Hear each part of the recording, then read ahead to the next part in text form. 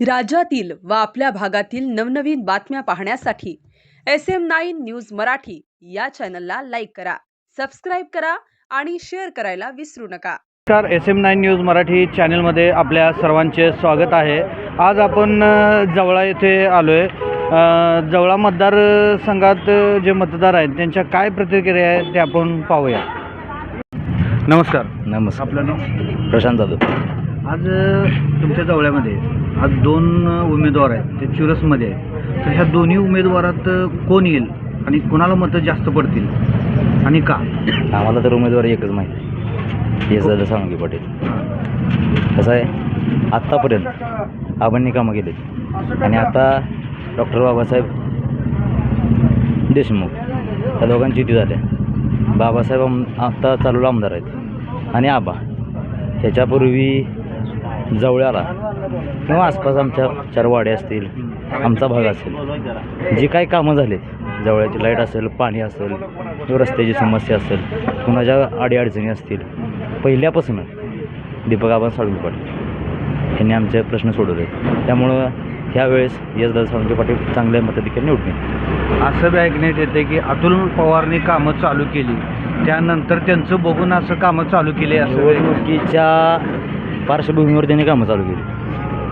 ह्याच्या आधी अतुल मालक इकडं आले का, मुळात अजून आम्ही बघितलं पण नाही कसं दिसते, जवळेकरांना माहीत पण नाही। तुम्ही निवडणूक आल्यानंतर कोण पण येते, पण ह्याच्या आधी ज्या कोणाच्या कशाच्या पण रस्त्याच्या असतील, लाईट असेल, पाणी असेल, कोणाच्या काही वाद असतील, आबांनी सगळी कामं केली आणि यशदादांनी केले। त्यामुळं काय अतुल मालकांचा काही इकडे विषय नाही।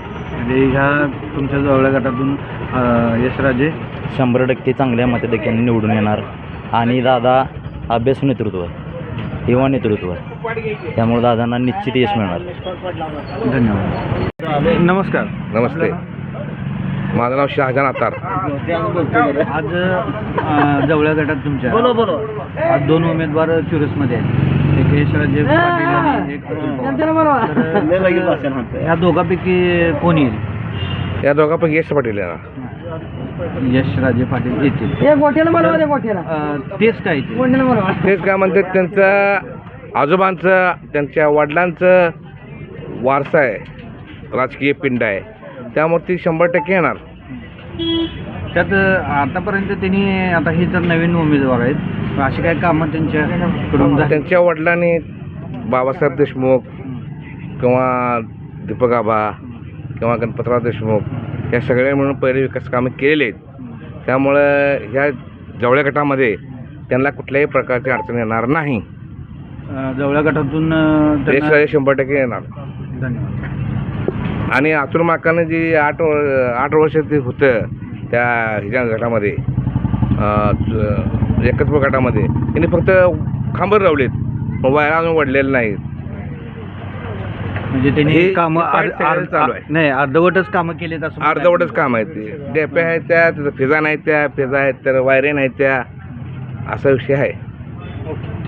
नमस्कार, आपलं नाव? नारायण गावडे। आता दोन उमेदवार आहेत, चुरसमध्ये दोन उमेदवार आहेत, तर तुम्हाला काय वाटतंय की बाबा कोण येईल किंवा यशदादा 100%। कशासाठी विकासाचा माणूस आहे। विकास काय केलं का त्यांनी? काय नाही, हे जी विकास दिसतोय ते समजा आबाने आणि आमदार साहेब असताना आमदार साहेबांनी आणि त्यानंतर बाबासाहेब देशमुखांनी विकास केला।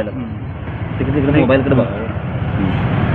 आता जे अतुल पवार जे आहेत त्यांनी पण आता विकास कसं माहिती आहे का, इथं विकास त्यांचा बघून हिने आता चालू केले नाही, असं कोण म्हणते?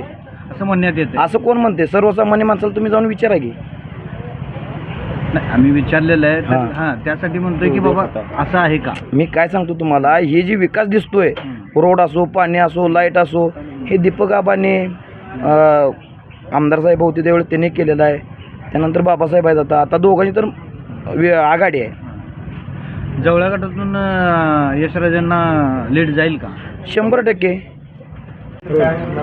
नमस्कार, आपलं नाव सांगा? प्रवीण भारत गायकवाड। आज जवळ्यामध्ये वातावरण कुणाचं आहे? मी पहिल्यांदा 26 जानेवारीच्या सर्वांना शुभेच्छा देतो आणि जे बलिदान दिलं आहे आपला भारत देशासाठी जवानांना, त्यांना पण मी सल्यूट करतो पहिल्यांदा. सूर्यआदित्य यशराजे साळुंखे पाटील हे भरपूर मतांनी लीडने येणार आहेत. आणि डांब हे बरेचसेच अजून भरपूर कामं केलेली आहेत. हे कामं जे चालू आहेत ते अतुल मालकांनी पण चालू केलेत ना. अतुल पवारांनी कामं चालू केलेली आहेत, त्यानंतर त्यांनी कामं चालू केली असं बोलण्यात येत आहे. आधी केलेलं कोण सांगत नसतंय, पण लगेच तुमच्यापाशी केलेलं ती लगेच लक्षात राहतंय. पण वैयक्तिक कामं केलेली आणि अगोदर केलेली कामं ही विसरू नये जनतेनं हे विसरू नये. मला एवढंच म्हणायचं आहे. अतुल मालकांनी केले असतील, पण त्यांनी आत्ता केलेत. आत्तापेक्षा पहिलं काय केलं आहे हे लोकांनी बघितलं पाहिजे. तात्पुरतं इलेक्शनपुरतं केलेलं हे लोकांनी बघू नये. नमस्कार. नमस्ते. आज जवळ्या गटातून 2 उमेदवार चुरसमध्ये आहेत. एक अतुल पवार आणि एक यशराजे साळुंखे पाटील. तर ह्या दोघांपैकी कोणाला मतदान होईल आणि कोण निवडून येईल?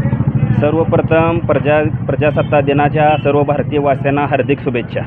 आणि जवळा गटातून यशराजे साळुंखे पाटील हे प्रचंड मताधिक्याने निवडून येणार. का तर 2009 साली दीपकआबा साळुंखे पाटील विधान परिषदेवर आमदार होऊन गेले. तेव्हापासून आमची जवळा नदी पाण्याने भरलेली वाहते.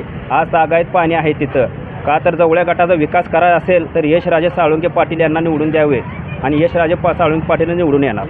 उमेदवार अतुल पवार त्यांना अजून कोणाहीच माहीत नाही आम्हाला ते. त्यांचा फोटो असेल तुमच्याकडं तर तुम्ही दाखवावा. आणि आमची तर अशी इच्छा आहे की उद्याचा एक दिवस आहे त्यांच्यापाशी, त्यांनी विचार करावा की या गटात थांबावं का नको.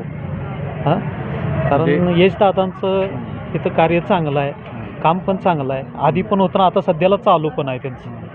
त्याच्यामुळं हे थोडा विचार करावा. युवा जे आहेत युवक ते सुद्धा त्यांच्या मागे आहेत. युवक जेवढे काय आहेत या गटातले जवळ गटात यश दादाचे मागे आहेत पूर्ण. कारण यश दादा असं आहेत की सगळ्याला माहीत आहे कोण आहे आणि जे दुसरा उमेदवार आहे तो माहीतच नाही आजपर्यंत कुणाला कोण आहे. ह्या गटातून यशराजे मताधिक्याने भरपूर मताधिक्याने त्यांच्याशिवाय दुसरा कोण नाहीच. तुम्ही गावात कुणाला पण विचारा त्यांच्या तोंडात तीच नाव आहे. जादा करून तर ते म्हणतील ही कोण आहे, अतुल पवार जे आहे कोण आहे काय आहे माहीत नाही कोणाला. वनवे निवडून येणार यशराजे वनवे. नमस्कार. नमस्कार. आपलं नाव? संतोष भगवान गताळ. आज जवळा गटामध्ये 2 उमेदवार चुरसमध्ये आहेत. त्या दोन्ही उमेदवारामध्ये कोण येईल आणि त्यांना मतदान होईल का? दादा आहेत की यश दादा. यश दादाच का? यश दादांना आबांची कामं आहेत ना. गावात 4 वाड्यात आबांचं नाव घेतलं का समधी कामं होते. आणि कुठल्या पक्षाचा कुठल्या ह्याचा बघत नाहीत आबा. कोणी जर गेलं तर काम एका मिनिटात काम प्रॉब्लेम सॉल्व्ह होतं. एका मिनिटात हो. काम होतं. आणि हे काय नुसतं पूर्ण 4 वाड्याला माहिती आहे आणि जवळ्या गावाला. बाकी बाहेरच्या गावातली ती येते ती विषय वेगळाच आहे. पण जी मेन इथलं जी गाव पातळीवर जे आहे ती काय घरातल्या असं आहे समजा. धन्यवाद. हां. बाळासाहेब नारायण गावडे. आता जवळ्यामध्ये तुमच्या 2 उमेदवार आहेत. त्या दोन्ही उमेदवारामध्ये चुरस आहे. तर त्यातला कुठला उमेदवार येईल आणि त्याला मस्त का पडतील? यशराजे. यशराजेंचं काय काम आहे सध्या? यशराजांच्या वडिलांनी कामं केलेली आहेत. यशराजांनी कामं केली नाही ती. म्हणजे दीपक आबांनी भरपूर कामं केलेली आहे ती. हां. आणि त्यांच्यामुळे यशराजे येणार. बरं. हां. तुमच्या वाडी वस्त्यावर वगैरे वाडी वस्तीवर सगळीकडे आबांचे काम आहे ते. मी तरंगेवाडीच आहे. बरं. पहिला राष्ट्रवादीतनं डेप्युटी सरपंच होतो मी. आमची कामं भरपूर केलेली आहेत. मग असं ऐकण्यात येते की अतुल पवारांनी कामं चालू केल्यानंतर ह्यांनी कामं चालू केलेत असं बी ऐकण्यात येते. तसं काय कोण 12/12 काही बोलणार आहे ते. काय पहिल्यापासून स्थानिक लेवलला आबांनी कामं भरपूर केलेली आहे. इथं अतुल मालकांची काय कामं झालेली आहेत का? नाही झालेली. अतुल मालकांना आम्ही कानानं ऐकतोय, अजून डोळ्यानं बघितलं नाही. आज जवळमधून 2 मताधिकारी आहेत. दोन्ही कुणाची जास्त म्हणजे मत? यशराजे साळुंखे पाटील. यशराजे साळुंखे पाटीलच का? यशराजे साळुंखे पाटीलचं 3 पिढ्यापासून राजकारण आणि तिचं रक्तात रुजलेला वारसा, समाज कल्याण, 12 बलुचे दार येणाऱ्या माणसांची कामे करणे, ना जात ना पात ना पक्ष कुठला बघणे. म्हणजे त्यांची कामं भरपूर. कुणी जर बारक्या पोराने फोन केला तरी बी उचलणे आणि त्याला प्रत्युत्तर त्या फोनला देणे. मग ह्या दोन उमेदवारात कोण येईल निवडून? यशराज साळुंके पाटील काळ्या दगडावर जिरे. धन्यवाद.